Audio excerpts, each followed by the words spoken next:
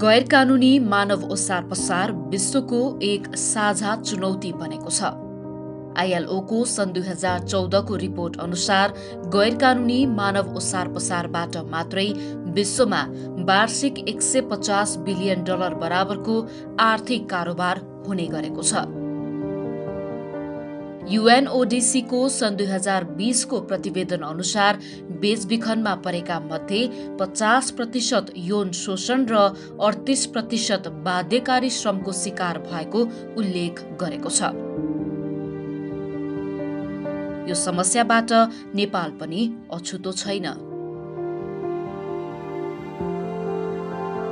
राष्ट्रिय मानवाधिकार आयोगले सन् 2019मा सार्वजनिक गरेको रिपोर्टमा उक्त वर्ष कुल बेपत्ता भएका 13,678 जना मध्ये जम्मा 47% व्यक्तिहरू मात्रै फेला परेको तथ्य सार्वजनिक गरेको छ। उक्त रिपोर्टले एक वर्षको अवधिमा 35,000 व्यक्ति बेचबिखनमा परेको आकलन गरेको छ। यसैगरी 15 लाख मानिसहरू यसको जोखिममा रहेका छन्।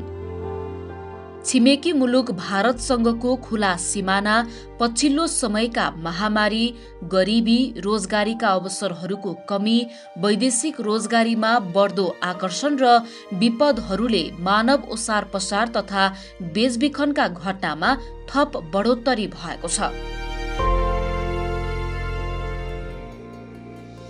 यो अवस्थामा सुधार गर्न गुड शेपर्ड इन्टरनेशनल फाउन्डेसनले विविध प्रयासहरू गरिरहेको छ।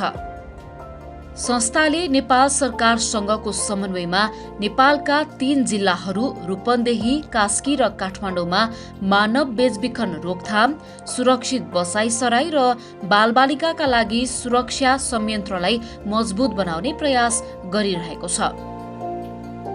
Good Shepherd International Foundation was established in 2008 by the Congregation of Our Lady of Charity of the Good Shepherd.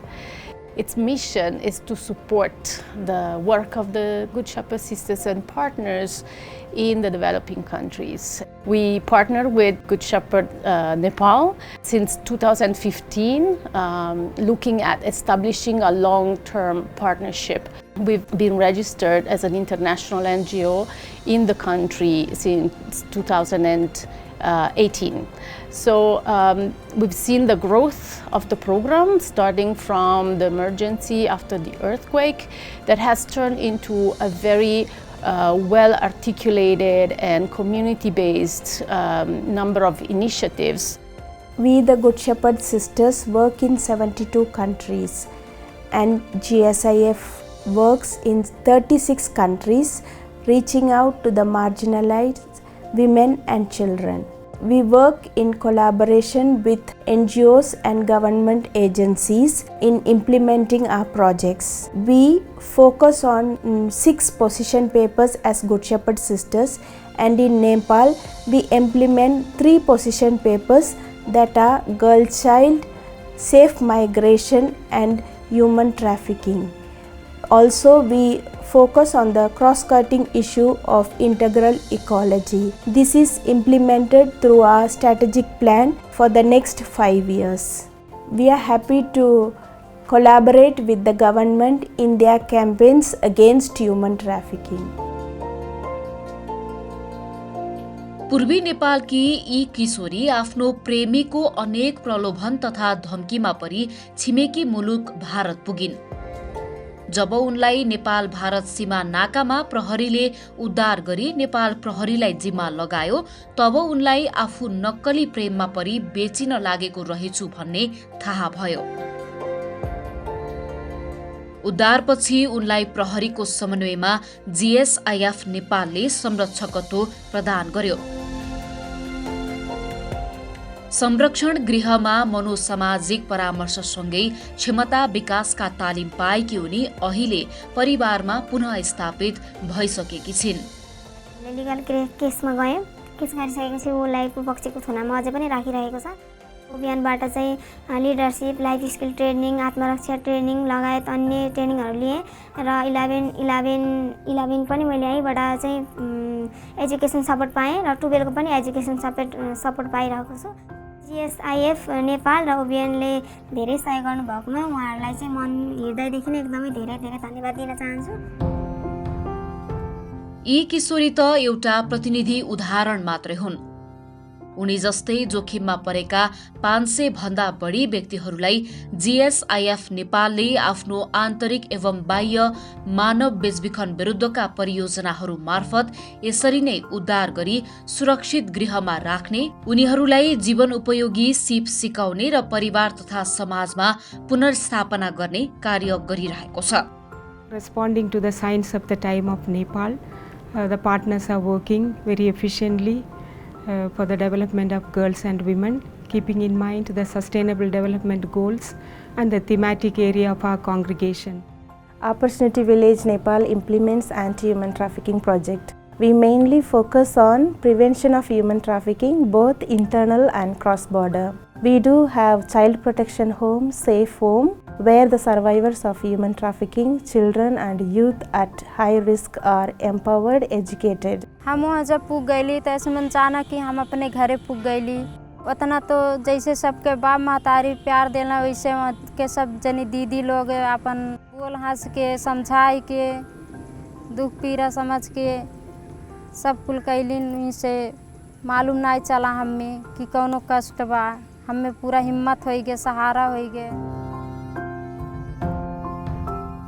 स्थलमार्गबाट हुन सक्ने गैर कानुनी मानव ओसार पसारका घटनालाई न्यूनीकरण गर्न भारतीय सीमा नाकाहरूमा सूचना तथा परामर्श केन्द्रहरू स्थापना गरिएको छ। पहिला आफ्नो परिचय दिन्छौँ अनि त्यसपछि उहाँहरूलाई बिस्तारै बिस्तारै कुराहरू सोद्धा सोध्दै आउनुस्, पानी खानुस्, कहाँ जाँदै हुनुहुन्छ, हाम्रै दिदीबहिनी हो, हामी पनि तपाईँकै अब मान्नुहुन्छ भने दिदीबहिनी हो भनेर कुराहरू खेलाउँदा त्यस्तो डाउट केही फिल भयो भने हाम्रो एसएसपी सर अनि सशस्त्र सर, हाम्रो पुलिस प्रशासन तिनीहरूलाई पनि खबर गर्छौँ हामीले। अनि फेरि पछि गएर हामी अब संस्थामा हामी त्यस्तो जानकारी दिन्छौँ सर।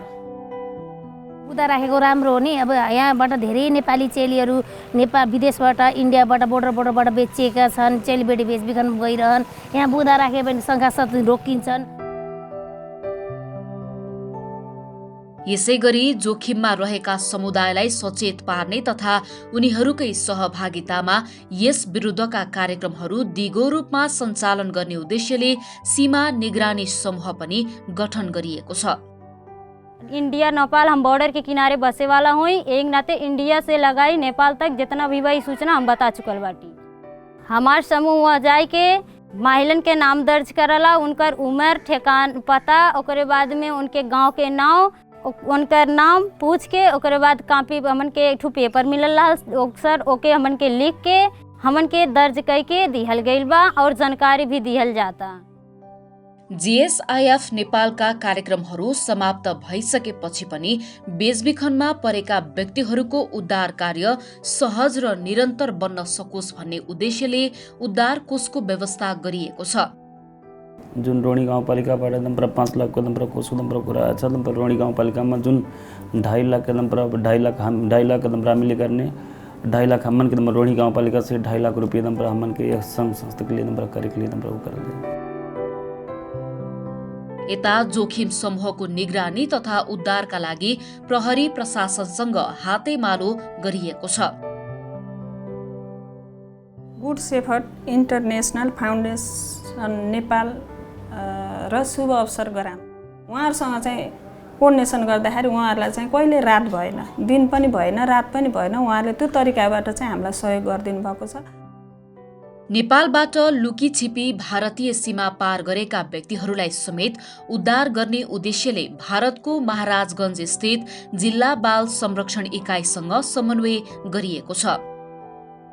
यो इकाइले त्यस्ता बेचबिखनमा परेकाहरूलाई उद्धार गरी नेपाल पठाउने कार्य गरिरहेको छ। गरीबी के कारण, बेरोजगारी के कारण प्रलोभन में आकर के इंडिया में चली आती हैं और वो जो है किसी दलदल में फंस जाती हैं, तो उनको हम लोग रेस्क्यू करके उनके घर तक पहुंचाते हैं। नेपाल में किसी भी स्थान के हों, किसी भी कोने को हों, आप लोगों के सहयोग से हम पहुंचाते हैं। नेपाल और इंडिया का कोऑर्डिनेशन जो है एक पहलू का दो सिक्का है। आपके ही सहयोग से हम और हमारी समिति जो बाल कल्याण समिति है वह काम करती है। सूचनाएं, बच्चियों को रेस्क्यू कराने में सहयोग, उस बच्चियों के यहाँ तक पहुँचाने में, और फिर CWC से इंडिया से नेपाल ले जाने में आपका बहुत बड़ा भूमिका है। और आप लोगों को मैं धन्यवाद देना चाहता हूँ कि कोऑर्डिनेशन बना रहेगा और बनेगा।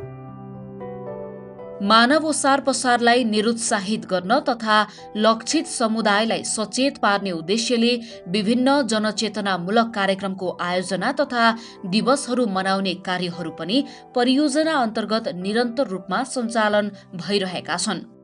एटविन भनेकै मानव बेचबिखन विरुद्धको अभियानको अहिले मुख्य एजेन्डाहरू के छन्, त्यसमा नै उहाँहरूले एउटा थप भनौँ न सहयोग गरेर कुनै आफूले भनौँ न लादेको विषयवस्तुभन्दा पनि आवश्यकता के छ त भन्ने हिसाबले पनि उहाँले जुन हामीले नै पहिचान गरेको इस्युमा पनि उहाँले साथ दिनुभएको छ, त्यो आफैमा एउटा महत्त्वपूर्ण पनि मान्छु। विशेष गरी मानव बेचबिखनलाई सम्बोधन गर्नका लागि जुन यो राष्ट्रिय कार्ययोजना एउटा महत्त्वपूर्ण दस्तावेज अथवा एक्सन प्लानको रूपमा रहन्छ, त्यसमा हामीले GSIF-सँग चाहिँ सहकार्य गर्ने मौका पाएको थियौँ।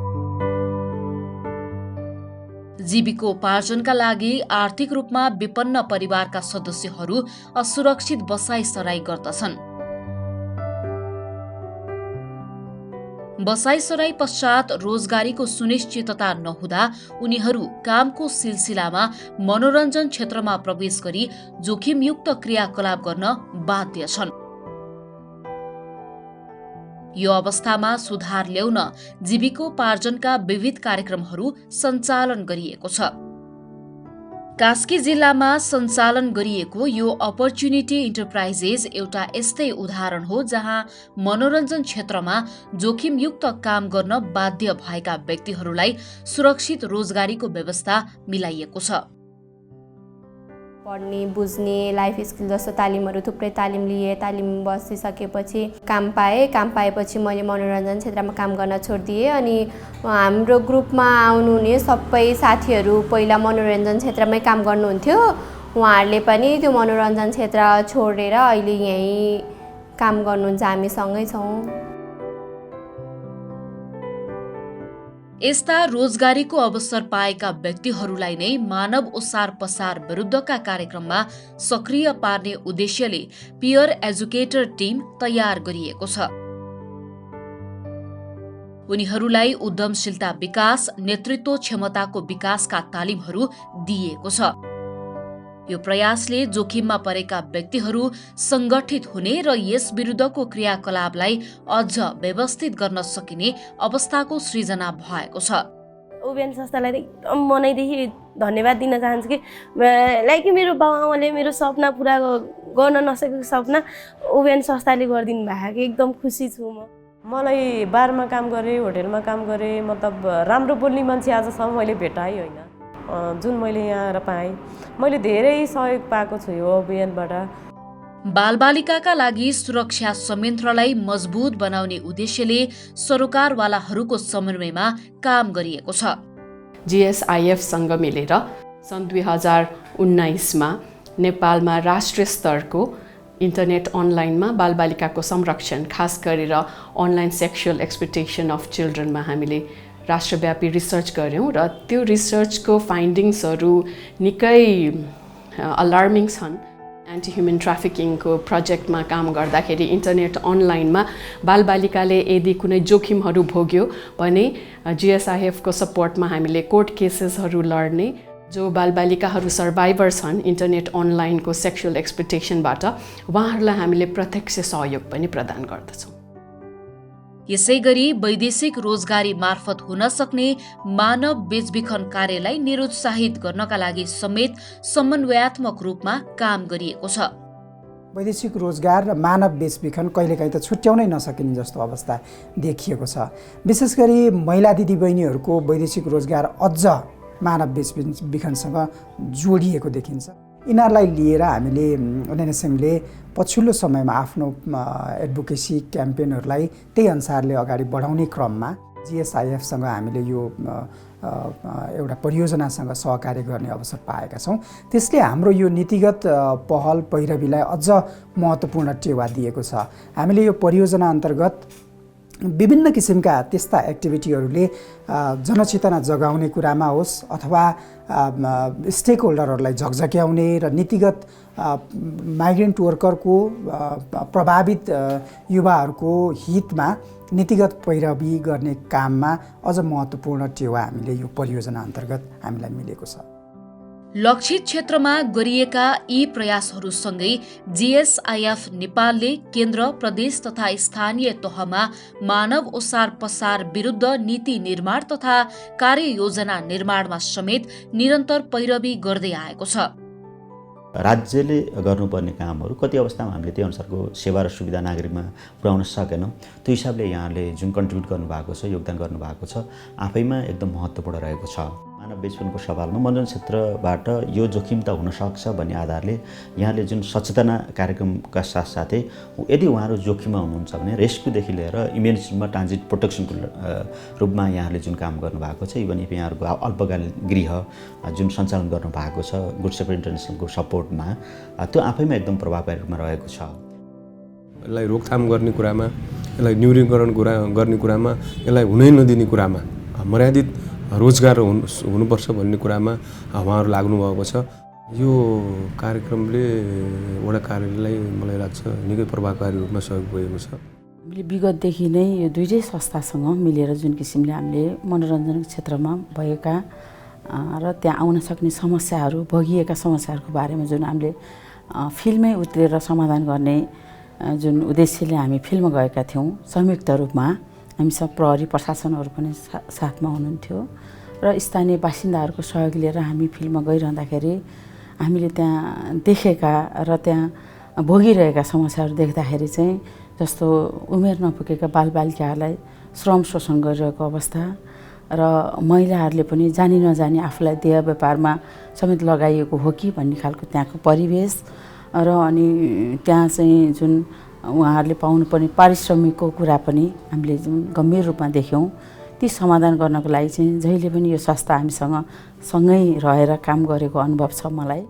त्यसैले यो संस्थाको जुन गतिविधि छ यसले चाहिँ हामी जनप्रतिनिधिहरूलाई एउटा काम गर्ने सवालमा हाम्रै कामलाई चाहिँ सहयोग गरेको महसुस गरेको छु मैले व्यक्तिगत रूपमा पनि। जुन हिसाबमा गर्नुभएको छ त्यो चाहिँ अलिकति संवेदनशील पाटो र अप्ठ्यारो क्षेत्र चाहिँ हो। त्यो किसिममा चाहिँ मैले शुभ अवसर ग्रामलाई चाहिँ अब सरकारी हिसाबबाट हेर्दाखेरि चाहिँ जुन क्षेत्रमा काम गर्नुभएको छ म धन्यवाद नै भन्न चाहन्छु। यसरी गुड सेपर्ड इन्टरनेसनल फाउन्डेसनले नीति निर्माण तहदेखि समुदायका लक्षित क्षेत्रहरूमा मानव बेचबिखन विरुद्धका विविध कार्यक्रमहरू सञ्चालन गरिरहेको छ। यो प्रयासले मानव अधिकारको रक्षा गर्न, सुरक्षित आवागमन तथा सुरक्षित आप्रवासनलाई मद्दत त गरेकै छ, यो सँगै दिगो विकास लक्ष्यका विविध सूचकहरू पूरा गर्नमा समेत मद्दत मिलेको छ।